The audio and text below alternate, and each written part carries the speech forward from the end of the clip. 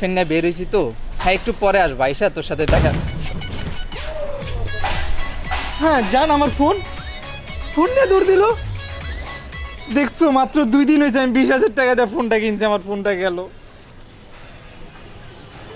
জান, আজকে থেকে তুমি আমার আইফোনটা ইউজ করো। আমি তোমার আইফোন ইউজ করবো মানে? কি বলতেছো? না না, তোমার ফোন আমি নিব, তোমার কাছে রাখো। না, তুমি ইউজ করো। আরে না, তোমার ফোন আমি ইউজ করবো, কেমন দেখায় না, নাও না। আরে আমি তোমার গার্লফ্রেন্ড না, তোমার একটা বিপদ হয়েছে, তুমি আমার ফোন ইউজ করতে পারো না, আজকে থেকে এটা তুমি ইউজ করবা। আরে আমি যদি তোমার আইফোন ইউজ করি, তুমি কি ইউজ করবো বলো? আরে আমাকে পাপা বলছে একটা আইফোন 15 কিনে দেবে, সেটা না হয় আমি কালকে নিয়ে নেব।